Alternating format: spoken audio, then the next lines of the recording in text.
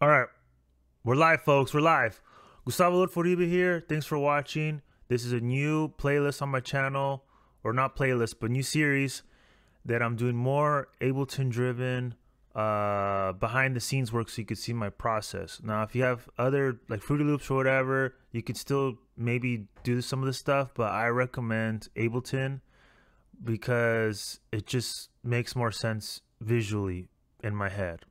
I used to use Fruity Loops back when I was in high school, but I learned Ableton at Cal Arts, and then I just stuck with it, and I really like it.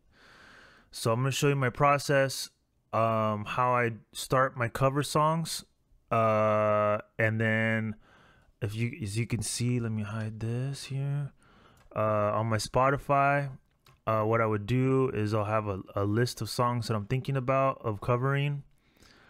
Then, as you can see, I'm doing my own versions, and I'm starting to do those cover songs, so you could check it out. And I'm going to talk about Nobody by Keith Sweat today. So for $12 on DistroKid, they will do the licensing. And then that way you can upload it to Spotify for $12 a year, something like that.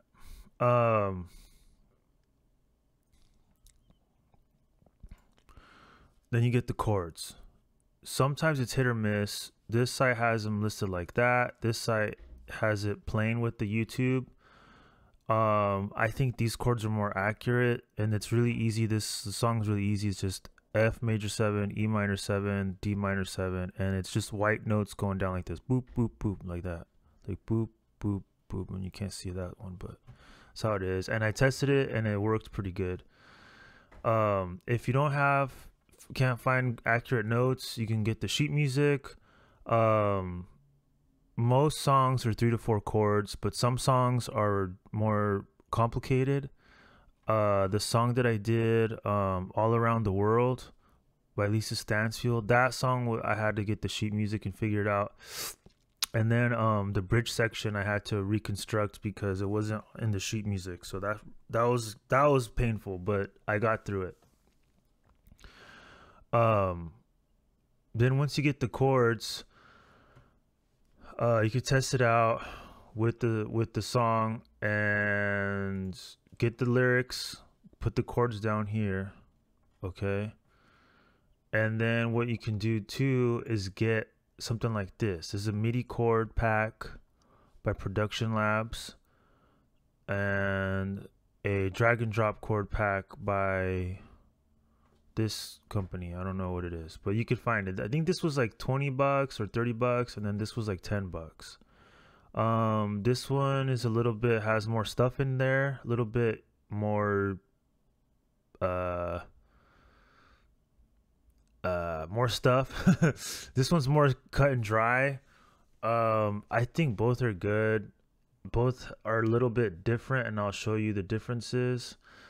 I'll show you. You can go here, add the folders once you download it, and the MIDI chords here, they have the key, and then you just open it.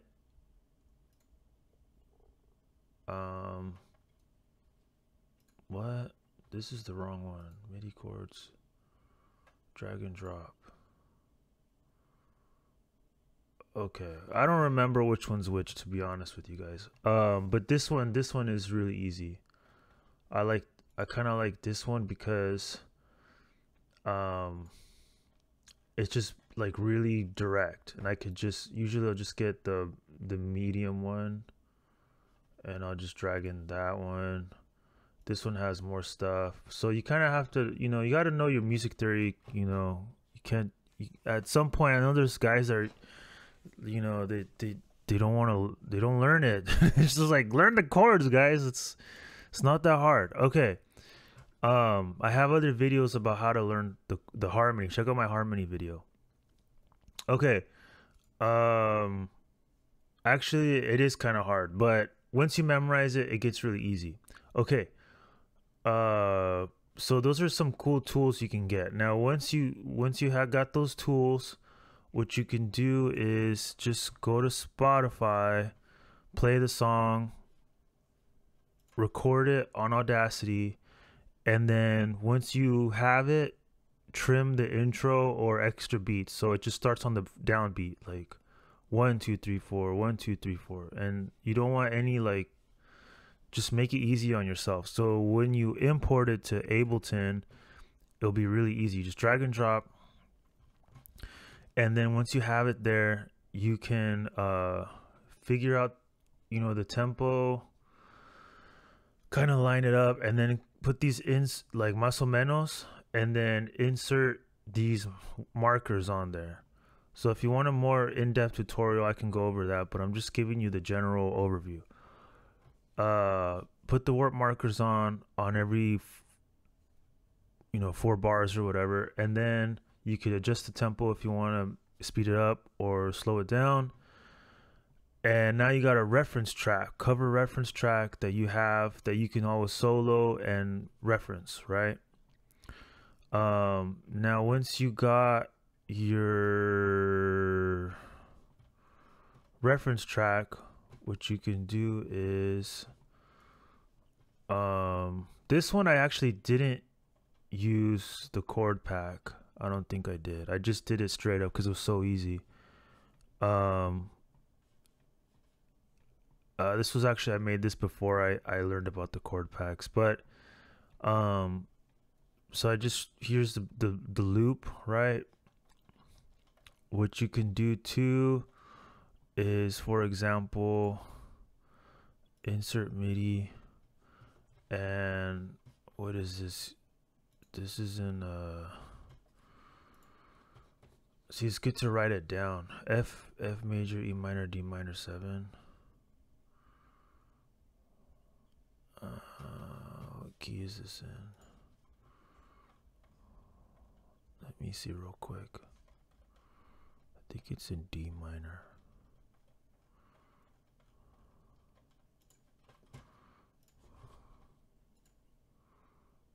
A minor? It's in A.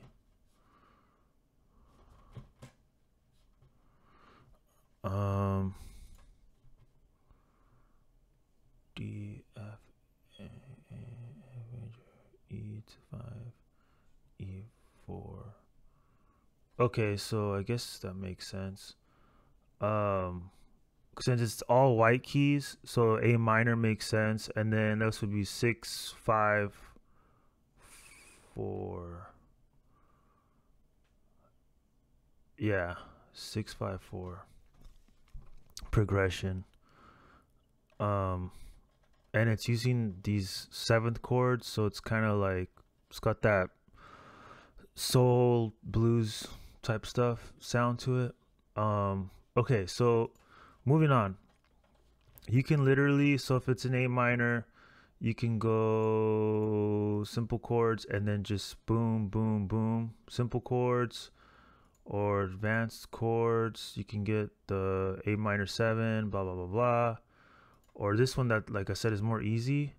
Then you can just do the mid chord, boom boom boom, and drag them like this one, and then no. And then this one's kind of weird, you have to like cut it. It's, I don't know why it's like that, but it is. So how would you cut this thing here? Control E, splice it, and then delete that, and then now you have it like here, and you could just drag it wherever you need to, and so forth and so forth. This one, I think it's like more easy. You could just drag in, it's already like that. See that? Okay, so you guys got the gist of that. And then make your 4-bar loop, then copy and paste it. And then that's pretty much it. And then once you have the chords down, then you could, I mean, literally that's like half of the work. Get your chords in, and then see what sounds you like, do a bass line, and then do a scratch track. So you do like a rough draft of your vocals in your house. So just do a rough draft so you could do like a demo and see how you want to sing it, see the tone that you want to use, whatever. And then you go to the studio and record this, or record the vocal. So export the beat. Okay, let me show you how I do it. You would export the beat, so mute the vocal rough, right? No, that's okay. Let me repeat that. Step number 1, solo the cover, right? And then you're gonna go to export master with this cover solo. So then you export that, then you export your rough draft and just let me see if I can give you an example of how it, right, your cover, and then put the tempo 183. So nobody 183 ref, nobody 183 scratch, nobody 183 beat, and then you have these two muted and it's all just a beat, right? So you have 3 tracks with the tempo in the title. Then hold on, check. So after you do that, you're gonna import them. This is what I do. Import them on your iPad. I got Cubase's 2.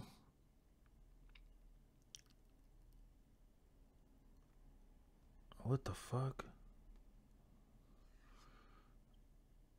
And I